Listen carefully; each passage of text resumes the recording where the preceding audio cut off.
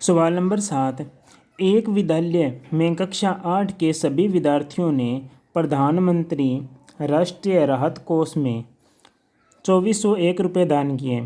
प्रत्येक विद्यार्थी ने उतने ही रुपये दान किए जितने कक्षा में विद्यार्थी थे। तो कक्षा में विद्यार्थियों की संख्या ज्ञात करो।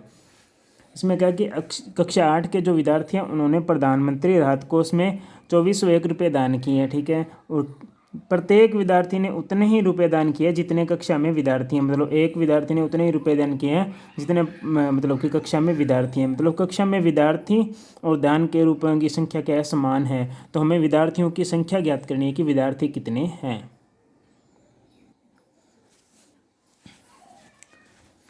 क्या लिखेंगे, माना विद्यार्थियों की संख्या, विद्यार्थियों की संख्या बराबर कितनी होगी, विद्यार्थियों की संख्या कितनी, x, ठीक है। और प्रत्येक विद्यार्थी, और क्या मानेंगे, उसने कहा प्रत्येक विद्यार्थी ने उतने रुपए दान किए हैं। तो हम लिखेंगे प्रत्येक विद्यार्थी ने दान किए बराबर x रुपये। प्रत्येक विद्यार्थी ने कितने रुपए दान किए, x रुपये दान किए, ठीक है।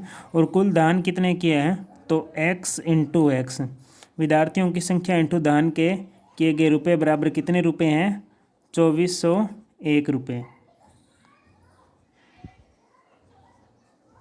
तो एक्स स्क्वायर बराबर क्या हो जाएगा, 2401, और x बराबर क्या हो जाएगा, अंडर रूट में क्या हो जाएगा, 2401, ठीक है। क्योंकि यहाँ पे स्क्वायर हटी तो इधर अंडर रूट लग गया। अब क्या करना है हमें, 2401 है उसके अभाज्य गुणनखंड विधि द्वारा, या जैसे भी आपको वर्गमूल निकालना आता है या डायरेक्ट उनका क्या निकालना है, वर्गमूल निकालना है।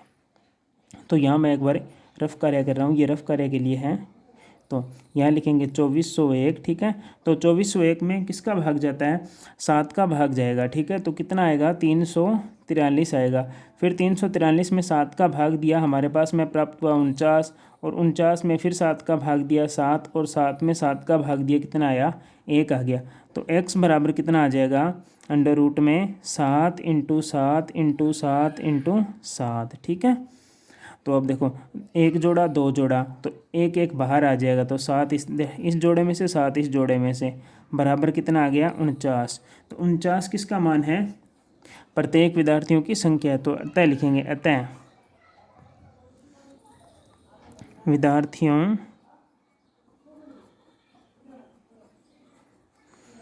की संख्या बराबर 49। सवाल नंबर 8।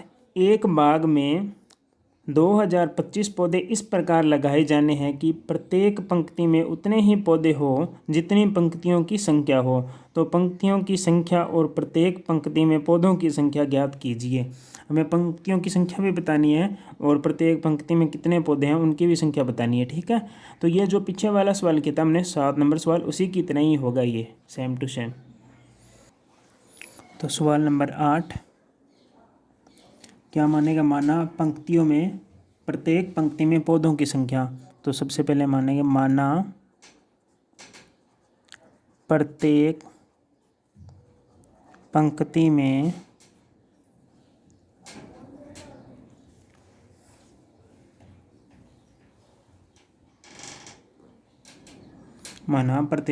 में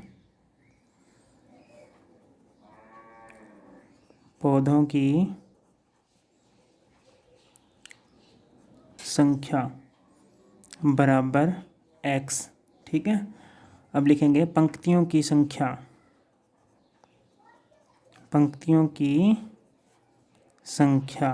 क्योंकि दोनों समान है, पौधों की संख्या समान है और पंक्तियों की संख्या समान है, तो दोनों क्या हो जाएगी, x हो जाएगी, ठीक है। और तो पौधे कितने लगाए, x इंटू एक्स बराबर कितने हो जाएंगे, 2025। तो x स्क्वायर बराबर कितने हो जाएंगे, 2025 25। तो x का मान क्या हो जाएगा, अंडर रूट में 2025। अब 2025 का क्या निकालेंगे, अंडर रूट निकालेंगे। ठीक है, तो अभाज्य गुणनखंड विधि द्वारा 2025 है। सबसे पहले किसका भाग देंगे, इसमें किसका भाग जाता है, 3 का भाग जाएगा। तो हमारे पास में प्राप्त होगा 675, और 675 में फिर हमने 3 का भाग दिया तो हमारे पास में प्राप्त हुआ 225। फिर 225 में 3 का भाग दिया तो प्राप्त हुआ 75, और 75 में 3 का भाग दिया तो आया 25, और 25 में 5 का भाग दिया तो 5, और 5 में 5 का भाग दिया कितना आया, 1 आ गया। तो x बराबर क्या आ जाएगा, अंडर रूट में 3 गुणा 3 गुणा 3 गुणा 3 इंटू 5 इंटू 5। तो x का मान क्या हो जाएगा, इस जोड़े में से 1 3, इसमें से 1 3 और इसमें से 1 5, तो 3 इंटू 3 इंटू 5। तो x का मान हमारे पास में हो जाएगा 9, 9 को 5 से गुणा किया 45। तो हमारे पास में 45 प्राप्त हो गया x का मान। तो हम क्या लिखेंगे, अतः पंक्तियों की संख्या कितनी हो जाएगी, 45। तो अतः पंक्तियों की